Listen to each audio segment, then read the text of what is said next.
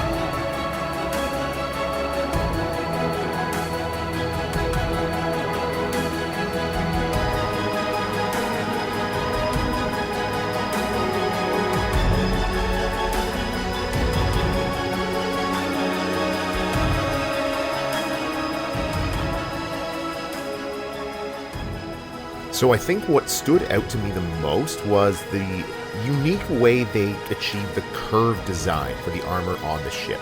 There was very different from the way they accomplished it on the Falcon and even in like this Galaxy Explorer. The detailing on the back is also really, really fantastic. We've got the thrusters, even the little compartment here for the sonic imploder, which I actually had a ridiculous amount of trouble just getting to stay in there. It was so frustrating. You just need to get the one stud to fit into the thing, and my chubby fat fingers could not get the thing in. It was kind of annoying, but it works if you want to like bomb things. The articulation on the wings is also really good. They're the stabilizers. The turrets there are fantastic.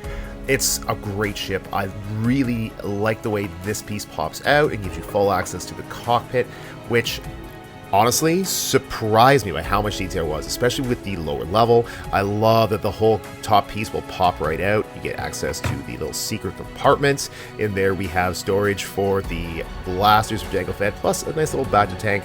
I love it when there's place to put all the accessories. That made me really, really happy. You can just slide that in there. That just brought me so much joy. I like the actual detailing in the cockpit. It's so good. You have the screens there, you have the rangefinder, you have lots of seating for Boba and Jango Fett. The Jango Fett minifigure itself was also pretty fantastic. I like the new designs on it. I like the new design for the helmet. Even like the new rangefinder they've got for the helmet accessory. Both faces are pretty awesome. The Boba Fett is also pretty cool. It's a little standard, but I think it's an improvement. That's not the most stable piece of those little seat backings, but great design for the seat backing, I gotta say that. The Boba Fett, yeah, looks kind of cool. Same with that little sonic imploder. I really, really like that design. The whole ship is great. It's very stable on that stand, and even on its back, it looks really fantastic. It's such an amazing, amazing display piece. It looks good no matter where you have it. The details on it are just absolutely fantastic, and of course, this thing opens and closes. I really like that. Some good little play features. Not a lot of play features, but still some pretty surprisingly good ones. Overall, it is a beautiful ship. It is a great display piece. It was a lot of fun to build, 6.5 hours to build. It's very stable on its stand, looks just fantastic next to the Boba Fett Slave 1, or the Starship, or the Firespray, whatever you want to call it. They look fantastic together. Oh man, look at that. So, if this is the first time you have ever watched a video ever on the internet, please be sure to like and subscribe to help support the channel and blah blah blah. I don't know, that's what all the cool kids seem to say on here. Anyway, it'd be pretty rock and roll if you did.